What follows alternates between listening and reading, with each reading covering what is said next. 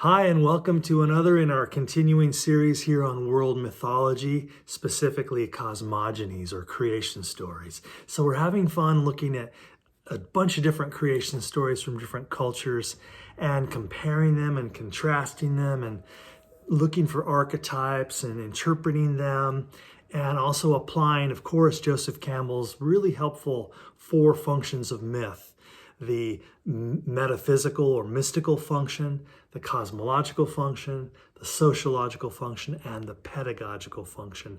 And we're asking, I think, important questions about what is the purpose of these stories. So let's continue that work, or is it play, today by looking at a powerful ancient story from the Indian tradition that we call Hinduism in the West.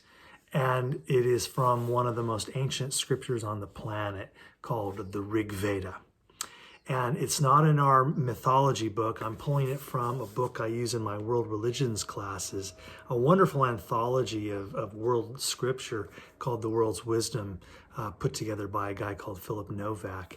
So I'm looking at a passage from the Rig Veda that is obviously a creation story. And all I want to do is kind of read it into the record today and drop in and out of it to make some comments. And what I would suggest is that you kind of compare it in your mind to what you recall about the Genesis creation story. How is this Indian story from the Rig Veda similar to the Genesis story, and how is it different? You know, that compare and contrast technique, which always reveals a lot and gives us huge insights into deeper meanings of both of the stories. So the Vedas are ancient texts, we believe, written down between, say, 1500 BCE and maybe 700 BCE. So over a number of centuries, basically 3,000 years ago, these scriptures were recorded by the Brahmins, by the priests of early Hinduism, before the Upanishads, before the Bhagavad Gita and all the rest of it. But what we're going to establish with this story is really the beginning of the Hindu world view, something that we will take up again a little later when we think about gods and archetypes, or God as archetype. So let's jump into the story. Then even nothingness was not, nor existence. All right, I gotta stop already. So instead of in the beginning, like in the Bible, it says then, even nothingness was not, nor existence. So what was this primordial state like? There was nothing, and I can kind of understand what nothingness might be. That's the absence of something, right? Complete vacuum. But then it says, and there wasn't even nothing. What the hell is that? What is the absence of nothingness? So this is already amazingly weird stuff. We're talking about some primordial state before the duality of being and non-being came into existence. So before that even. All right. I got to go faster because that was just one line. Let me read it again. Then even nothingness was not, nor existence. There was no air then, nor the heavens beyond it. What covered it? Where was it? In whose keeping? Was there then a cosmic water in depths unfathomed? There's so often this primordial sea that comes up in a lot of creation stories, huh? Second part. Then there were neither death nor immortality, nor was there then the torch of night and day. So again, none of the dualities had yet come about. The one breathed windlessly and self-sustaining. There was that one then, and there was no other. And one in the text here is capital O. So suddenly, before any of the dualities, we have this something called the one. Is it a God, or we don't know? Just the one.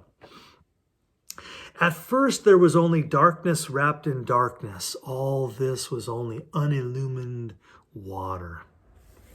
That one which came to be, enclosed in nothing, arose at last, born of the power of heat.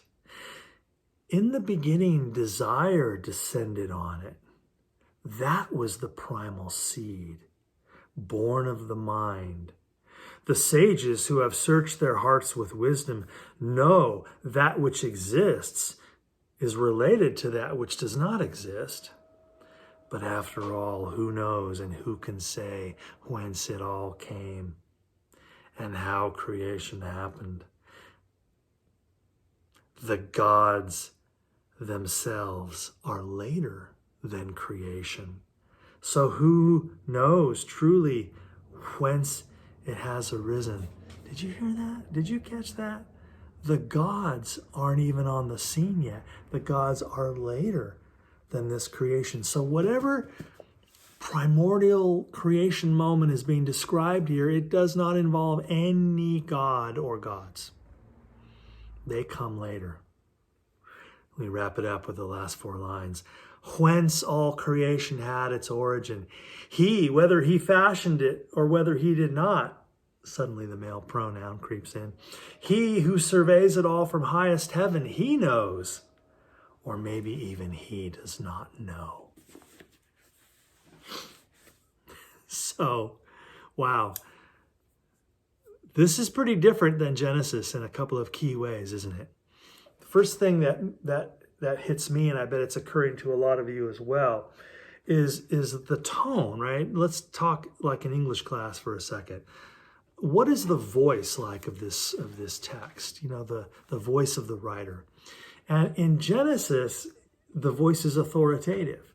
It's as if there's a scribe there at the beginning, and God said, let there be light, and let me write all that down. And so Genesis just sort of declares this happened, declares that happened very authoritatively. Whereas here in the Rig Veda, it's like, well, this happened, and then maybe this, and maybe that, but who really knows? And there's a lot of questions. So the Rig Veda is an invitation into an inquiry, whereas Genesis is a manifesto, a statement, a declaration of fact, or of unambiguous events. So there's a different literary voice or a different literary tone. What you also notice, though, is the role of the gods, and this is key for us in our understanding of Eastern religion and Western religion. In Western religion, here in the Genesis account, in the Bible, God exists before the universe, right? We call that ex nihilo, out of nothing. So God exists alone, and then out of his omnipotence, out of his limitless power, he simply makes there be matter and energy and light and water and sky. He builds the cosmos out of his mind, out of nothing.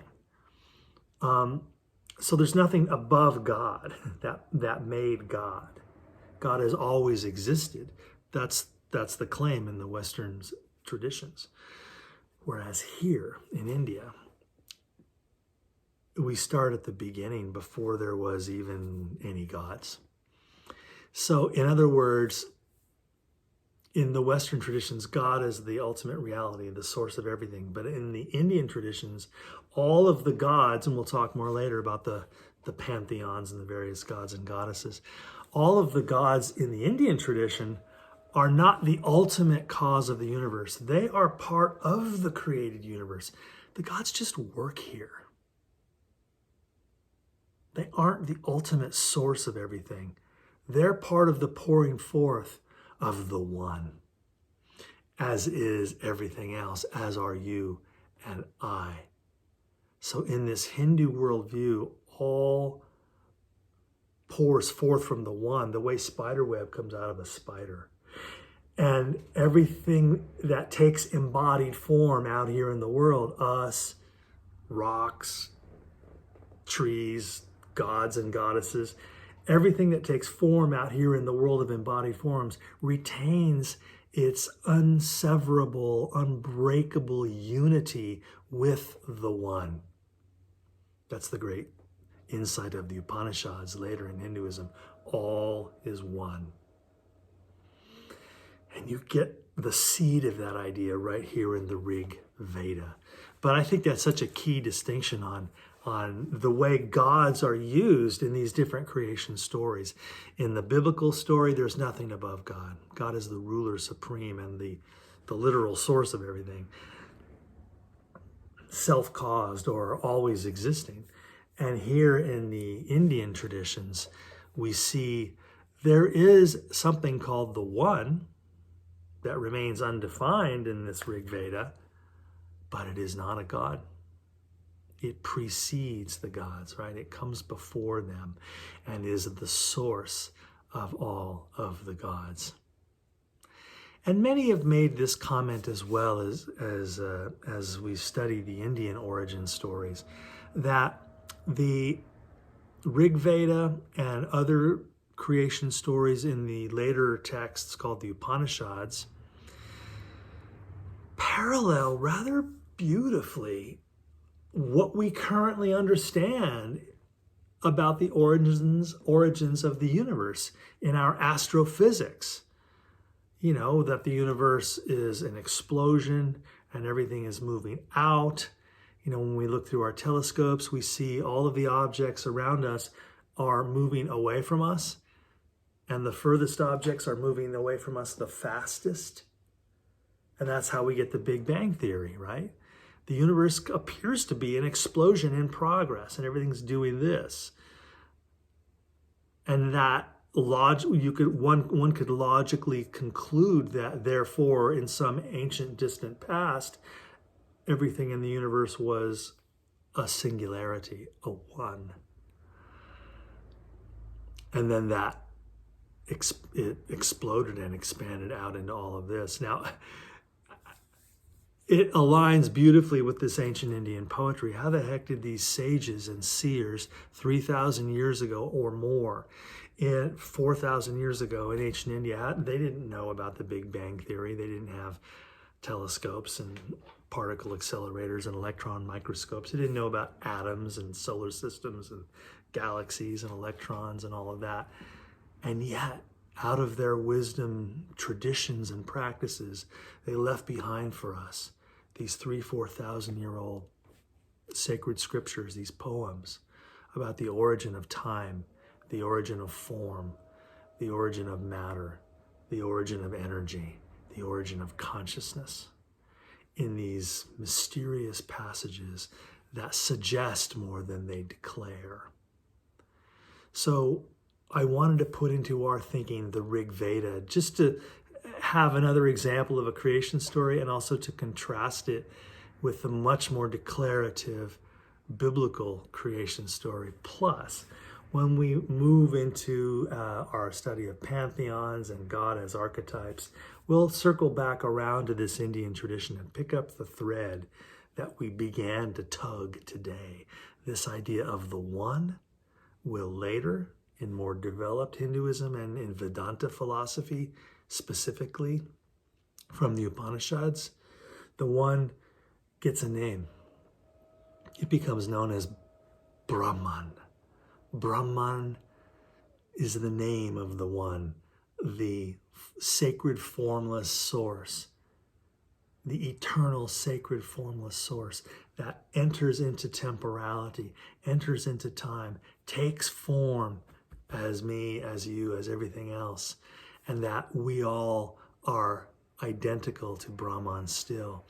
That namaste sign that people do, right? The sacred presence within me recognizes the sacred presence within you. That gesture, that famous Hindu gesture, embodies this insight that we are all part of the One and remain unified with the One, only we don't know it because we're lost in a field of ignorance. The Garden of Eden had us getting kicked out of paradise and separate from God that way. The Hindu systems have us cast out into Maya, ignorant of our sacred origin, out of touch with our own fundamentally divine core. So those are some of the threads that we're going to continue to tug and pull and explore as we can trace the ramifications of these cosmogonies, these creation stories. Great. See you on the other side.